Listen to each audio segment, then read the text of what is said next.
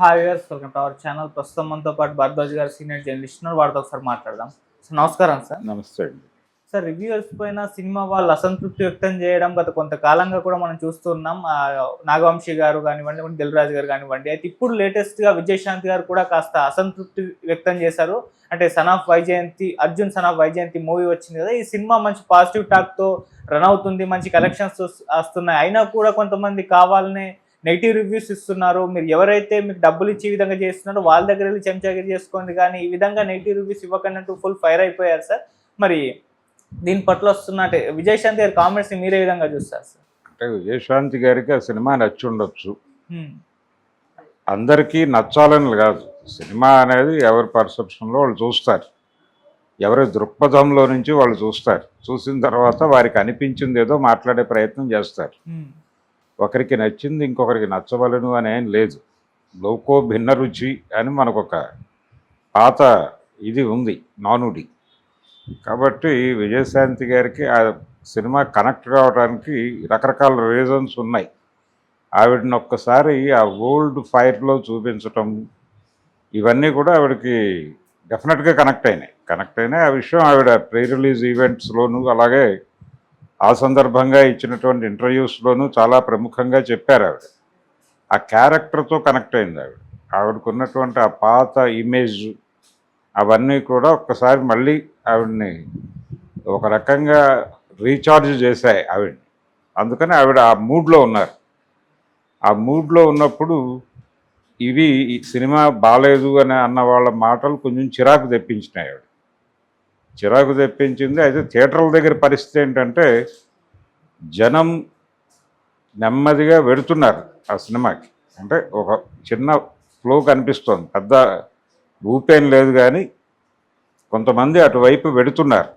కానీ అది సినిమాని నిలబెట్టదు, బయ్యర్స్ని బతికించేంత క్రౌడ్ కాదు అది. కానీ సినిమా ఇబ్బంది పడింది అనేది యాక్సెప్ట్ చేయడానికి సిద్ధంగా లేరు.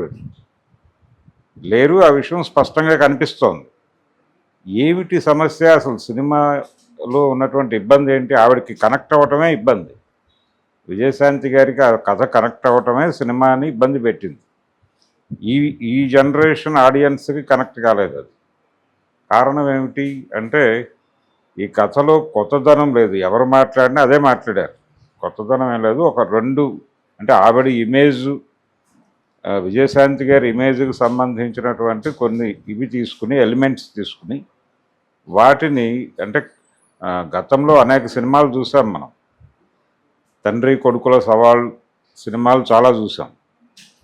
తంగపతకం లాంటి చాలా అద్భుతమైనటువంటి కథలతో కూడా సినిమాలు చూసాం, ఇలాంటి కాన్ఫ్లిక్ట్తో.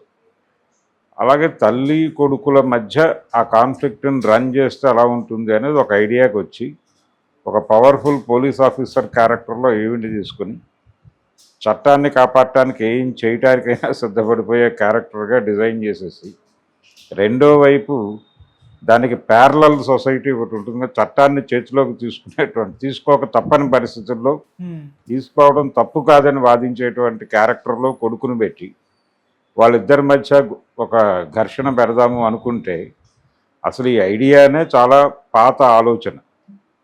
ఈ పాత ఆలోచనకి కొత్త సమాజం డిస్కనెక్ట్ అయింది అనే విషయం గమనించాలి కదా ఆవిడ.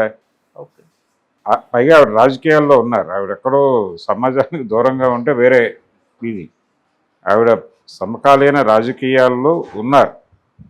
సమకాలీన సమాజానికి సంబంధించిన ప్రాథమిక జ్ఞానం ఆవిడకు ఉండి ఆవిడ అసలు దీంతో ఎలా కనెక్ట్ అయ్యారు అనేది ఆలోచించాల్సిన విషయం.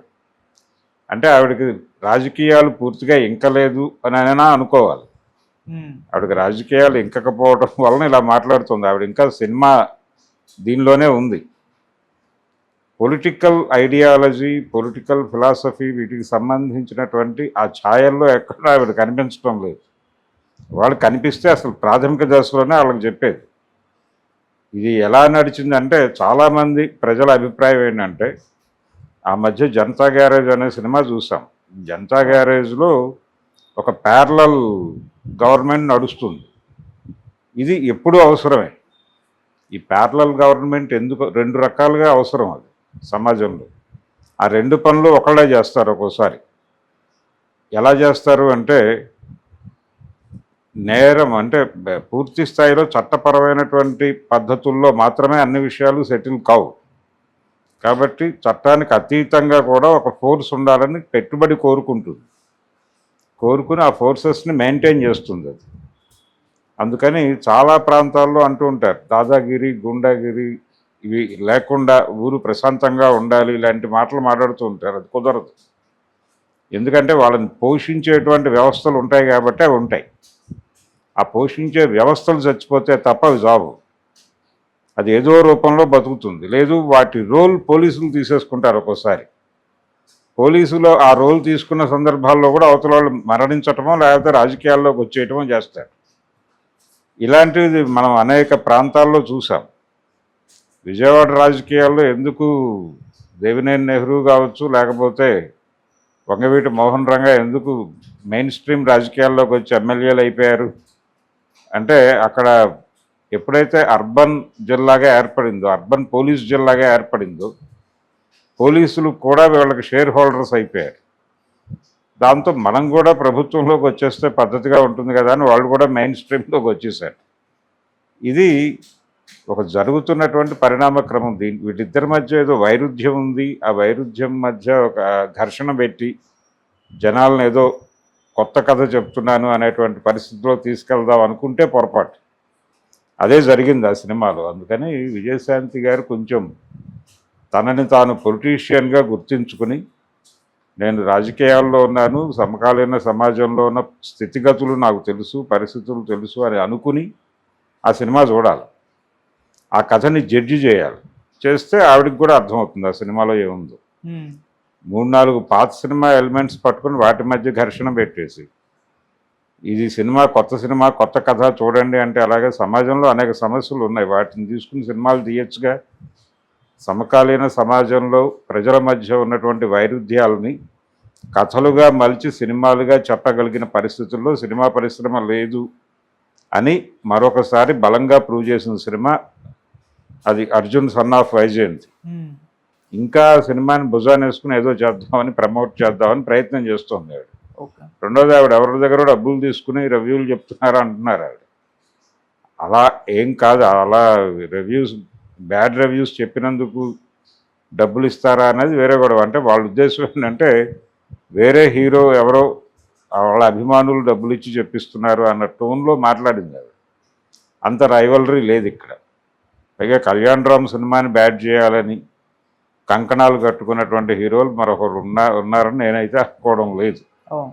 అందుచేత ఆవిడకి ప్రమోషన్కి, క్యారెక్టర్కి కలిపి రెమ్యూనరేషన్ ఇస్తే ఇచ్చుంటారు. ఆ రెమ్యూనరేషన్లో